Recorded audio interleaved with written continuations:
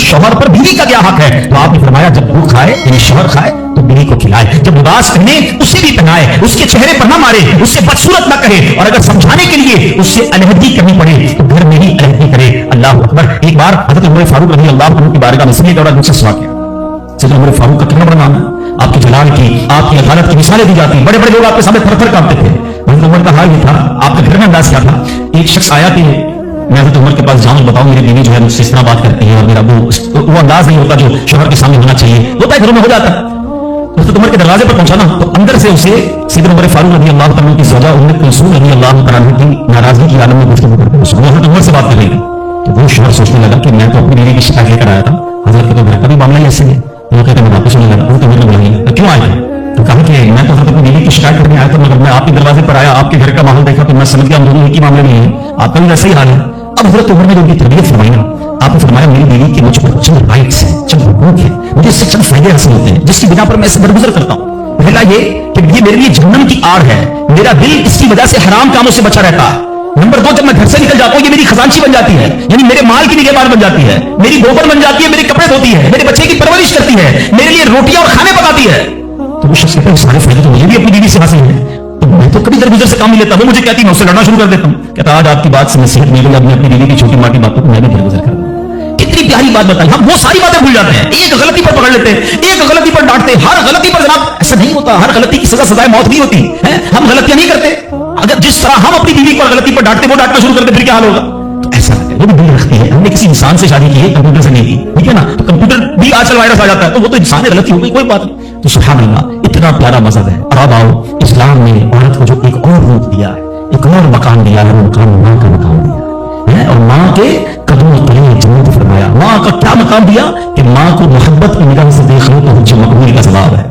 अच्छा, इस्लाम की तालीमात की जो बुनियाद है, जो माखज है, जो मर्जा है, जिसके जरिए से इल्म फजल की नहरें जारी होती है, वो कौन सी किताब है? वो कुरान मजीद। कुरान मजीद की सबसे बड़ी सूरत कौन सी है? सूरह बकरा। अब समझिएगा माँ का मकाम कैसा। कुरान पाक की सबसे बड़ी सूरत सूरह बकरा। और सूरह बकरा, बकरा किसको कहते हैं? गाय को। ये कौन सी गाय थी? ये दुनिया की सबसे कीमती गाय थी। अगर इस तफसीर को पढ़े ना तो अल्लाह अकबर, पता ये चलेगा कि कुरान पाक की सबसे बड़ी सूरत, उसका जो सेंट्रल आइडिया है, जो मेन टॉपिक है, वो भी माँ का अदब ही है। वो नौजवान को उठाना, उसने माँ की खिदमत की और अल्लाह ने उस खिदमत का सिला ये दिया कि एक ऐसी गाय उनको मिल गई कि जो सोने के वजन के मुताबिक बेची गई। तफसीली वाकया है, वाकया पूरा बयान नहीं करता, इशारा दे रहा हूं कि सूरह बकरा का भी अगर पैगाम पढ़े, मुफस्सिरीन ने लिखा कि सूरह बकरा का पैगाम यह है कि अपनी माँ का अदब करे, अपने वालिदैन का अदब करे, और जब वालिदैन का अदब करता है अल्लाह ऐसे नवाजता है, गैब के खजानों से नवाजता है। और माँ की दुआएं, अल्लाह अकबर। हज़रत बायज़ीद बिस्तामी कितने बड़े अल्लाह के वली हैं, आपके बारे में आता है। एक बार सर्दी की रातें थी, माँ के लिए माँ ने पानी मांगा। आज की माँ पानी मांगे तो बेटा कहता खुद पी लो माँ, बल्कि बच्चे माँ से पानी मांगे होते हैं। बिस्तर पर बैठकर माँ को ऑर्डर चला दो, अम्मी पानी ले आओ, अच्छा चाय बना दो, अम्मी ये कर दो। यार माँ है या होटल वाली है? अब तो बूढ़ी हो गई ना माँ, अब तो तुम्हारी बारी है कुछ माँ की खिदमत करो। कभी खुद खड़े होकर पानी पिलाओ, कभी खुद खड़े होकर माँ को कोई चीज पेश करो। अब भी माँ को ऑर्डर देना है। मगर कमाल है माँ कि बेटा जवान हो गया, माँ बूढ़ी हो गई, खिदमत से फिर भी उसका जीना चाहती है, फिर भी उसकी खिदमत करती है। नाश्ते में ये खाना है बेटा, दोपहर को क्या खाओगे? अल्लाह अकबर। बायज़ीद बिस्तामी से माँ ने पानी मांगा। अब कहते थोड़ी रात थी, पानी लेकर माँ के पास गई, माँ की आंख लग गई। हम जैसा तो होता तो बिस्तर के किनारे गिलास रखता, खुद भी सो जाता। सब रात थी, सारी रात पानी का गिलास लेके खड़े रहे। पता नहीं कब माँ की आंख खुल जाए, कब पानी की जरूरत हो। तो माँ की आंख खुली ना तो पानी थोड़ा सा ना आपकी उंगलियों पर लग गया था, तो वो बर्फ हो गया था। इतनी ठंडी रात थी कि पानी बर्फ बन गया था। तो अब माँ ने जब पानी मांगा तो इस गिलास को डिटैच किया, गिलास को अलग किया ना तो खून निकलने लगा जल्दी से। तो माँ ने कहा कि बेटा ये क्या हुआ? मैंने खूब बैठा देखा तो सारी बात बताई कि माँ हमने पानी लेकर आया, आप आराम कर रही थी, मैं खड़ा रहा, अब आपने पानी मांगा तो बर्फ बन गया था। तो माँ ने क्या कहा? अल्लाह मैं इससे राजी हूँ तो भी इससे राजी हो जा। माँ तो भी से दुआ लगी ना, बायज़ीद बिस्तामी बन गए, वो अल्लाह के वलियों में बहुत बड़ा मकाम उन्होंने हासिल कर लिया। देखिए अच्छा, आप हो सकता है किसी को शैतान सवाल को दिमाग में डाल ही देता है ना कि यार ठीक है मेरी माँ भी तो दुआएं देती है। देखिए एक माँ तो माँ ही होती है, माँ को तंग करो फिर भी उन्होंने उसकी जबान से दुआ ही निकलती है। एक दुआ वो है कि आप माँ से कहीं ना माँ दुआ दे, एक दुआ वो है कि आप कहीं ना माँ को खिदमत ऐसी करें कि माँ के दिल से दुआ निकले। हाँ, आपको बगैर बताए आपका वालिद आपको दुआ दे, आपकी माँ आपको दुआ दे, वो दुआ जो है ना, हाँ किताबों में लिखा कि वालिदैन की दुआ औलाद के हक में कबूल होती है। हाँ, अगर दिल से दुआ निकले ना तो माँ बाप दुआ देते और वो भी दिल से दुआ देते, फिर तो कैसा मर्तबा है। اور سبحان اللہ ماں باپ کے بارے میں کتابوں نے یہاں پر لکھا کہ بیٹا باپ کے ساتھ ایسے رہے جیسے غلام آقا کے ساتھ رہتا ہے. تو باپ سے زیادہ خدمت کا حق کس کو کہا گیا؟ ماں کو کہا گیا. تو اب سوچئے کہ ماں کے کتنے حقوق بیان کیے اسلام نے. تو مبارک ہو ان خواتین کو, ماشاءاللہ ہمارا اسلام کس کس موقع پر عورت کے کیسے حقوق بیان کرتا ہے. اور سبحان اللہ ایک بار نبی پاک علیہ السلام سے سوال ہوا, سوال کرنے والے نے بھی کتنا پیارا سوال کیا, اور یہ حدیث بخاری کی حدیث ہے. اللہ کے نبی علیہ السلام سے عرض کیا, حضور میرے حسن اخلاق کا سب سے زیادہ حقدار کون ہے, کون ڈیزرونگ ہے, سب سے زیادہ مجھے کس کے ساتھ اسے اخلاق کرنا ہے. حدیث کا خلاصہ نبی پاک نے فرمایا میری ماں.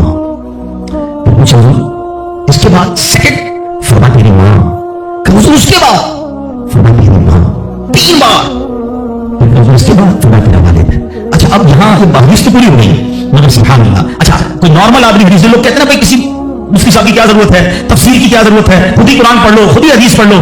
آج کے دور میں کوئی نارمل آدمی حدیث پڑھے تو خدا نہ خاصہ اس کا رزلٹ کیا لے گا؟ چلو بھائی والد کو پوچھنا ہی نہیں ہے, 3 بار ماں کا فرمایا نبی پاک نے, ماں کی خدمت کرو, ابا کو ڈالو سائڈ پہ. نہیں, اب اس کی انٹرپریٹیشن پڑھنا ضروری ہوگی, اب اس کی تفسیر اور اس کی شرح پڑھنا ضروری ہوگی. اللہ اکبر, علماء کی شان دیکھیں. پہلے تو علماء نے یہ ڈیبیٹ کیا کہ نبی پاک نے 3 بار ماں کیوں کہا, 1 بار والد کیوں کہا, کیونکہ اللہ کے نبی کی زبان سے جب بھی جو نکلا وہ حق نکلا, وہ ایسی فضول کوئی بات نہیں ہوتی. ہر بات جو ہے وہ بڑی لاجیکلی, بڑی ڈیٹیل, اور اللہ اکبر وہ اللہ کی طرف سے عطا ہوتی ہے. سیدنا اعلیٰ حضرت فرماتے ہیں نا, وہ بہن جس کی ہر بات وحی خدا, چشمہ علم و حکمت پہ لاکھوں سلام, وہ زبان جس کو سب کن کی کنجی کہیں, اس کی نافذ حکومت پہ لاکھوں سلام. علماء کہتے ہیں 3 بار جو ماں کہا ہے نا, ایسے نہیں کہا. ماں کے بچے پر 3 احسان ہیں. نمبر 1, ماں بچے کو پہلے ماں اپنے پیٹ میں پالتی ہے, اس کے جسم میں کتنی تبدیلیاں ہوتی ہیں, کتنی تکلیفیں وہ اٹھاتی ہے. نمبر 2, جب پیدائش ہوتی ہے, رائٹ دا ٹائم آف پیدائش, بالکل موت کے قریب سے ہو کر آتی ہے, شدید درد اور ایسی کیفیت ہو جاتی ہے کہ کئی لوگ دنیا سے چلے بھی جاتے ہیں. اور تیسری ماں مہربانی کیا کرتی ہے کہ اپنے بچے کو پالتی ہے. تو ماں 3 احسان کرتی ہے بچے پر, اس لیے 3 بار ماں کہا. اور ان تینوں احسانوں میں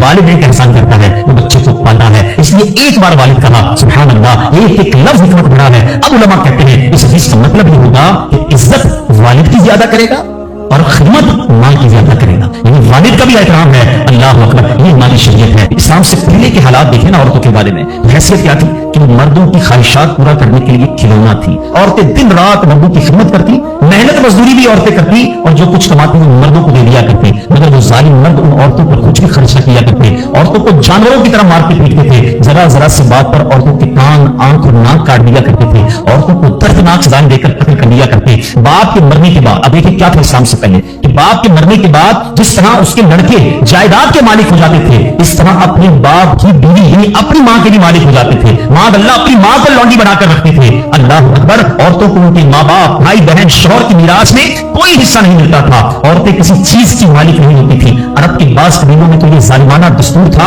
کہ بیوہ ہو جانے کے بعد عورتوں کو گھر سے باہر نکال کر ایک چھوٹے سے تنگ اور تاریک جھونپڑے میں 1 سال کے لیے قید رکھا جاتا. کھانے پینے اور تمام ضرورتیں اسی جھونپڑے میں پوری کیا کرتی تھی. بہت سی عورتیں گھٹ گھٹ کر مر جاتی, جو زندہ رہ جاتی وہ 1 سال بعد ان کے دامن میں اونٹ کی مینیاں ڈالی جاتی اور ان کو فورس کیا جاتا کہ کسی جانور کے بدن سے اپنے بدن کو رگڑے. پھر اسی گندی حالت میں پورے شہر میں ان کا چکر لگایا جاتا تھا, اور گویا یہ اعلان ہوتا تھا کہ اس عورت کی عدت ختم ہو گئی ہے. اللہ اکبر, ایسی رسمیں تھیں, ایسے رواج تھے. عورتیں دل دلاتی, روتی, تڑپتی, مگر ان عورتوں کے زخموں پر کوئی مرہم رکھنے والا نہیں تھا, کوئی فریاد سننے والا نہیں تھا. اللہ اکبر, 12 ربیع الاول کی صبح صادق کے وقت کائنات میں ایسا نور جلوہ گر ہوا, ایک ایسی شخصیت آئی جہاں جس نے جہالت کے اندھیروں کو ختم کیا, وہاں ساری دنیا کی عورتوں کے لیے ایک ایسے دکھ کا مداوا بن کر آئے. نبی پاک علیہ السلام ایسے احکامات لے کر آئے, اتنی پیاری شریعت اور مذہب لے کر آئے, اس میں اللہ کے دین نے عورتوں کو ایسا مقام عطا کیا کہ سبحان اللہ, عورتوں کی قسمت سے ستارہ چمک اٹھا. اسلام کی بدولت ظالم مردوں کی ظلم و ستم سے کچلی اور روندی ہوئی عورتوں کا درجہ اس قدر بلند ہوا کہ عورت معاملات زندگی اور موت کے ہر مرحلے پر عورت کو باوقار مقام حاصل ہوا. مردوں کی طرح عورتوں کے بھی حقوق جو ہے وہ بیان کیے گئے, عورتوں کی حفاظت کے لیے احکام خداوندی نازل ہوئے, عورتوں کو مالکانہ حقوق مل گئے. عورتیں اپنے مہر کی رقموں, اپنی تجارتوں, اپنی جائیدادوں کی مالک بنا دی گئی, اپنے ماں باپ, بھائی بہن, اولاد اور شوہر کی میراثوں کی وارث قرار دی گئی. الغرض وہ عورتیں جو مردوں کی جوتیوں سے بھی زیادہ ذلیل و خوار تھیں, انتہائی مجبور و لاچار تھیں, مردوں کے دلوں کا سکون اور ان کے دلوں کی ملکہ بن گئی. چنانچہ قرآن مجید صاف لفظوں میں خواتین کے, عورتوں کے حقوق بیان کرتے ہوئے ارشاد فرماتا ہے, بسم اللہ الرحمن الرحیم, خلق لکم من انفسکم ازواجا لتسکنوا الیہا وجعل بینکم مودۃ ورحمہ. قرآن کہتا ہے تمہارے لیے تمہاری جنس سے جوڑے بنائے کہ ان سے آرام پاؤ اور تمہارے آپس میں محبت اور رحمت رکھی. اب کوئی مرد نہ عورتوں کو مار پیٹ سکتا ہے، نہ ان کو گھروں سے نکال سکتا ہے، اور نہ کوئی ان کے مال و اسباب یا جائیدادوں کو چھین سکتا ہے، بلکہ ہر مرد پر مذہبی طور پر عورتوں کے حقوق ادا کرنے لازم ہیں۔ اللہ اکبر! میرا اسلام نے ظلم کا دروازہ بند کر دیا۔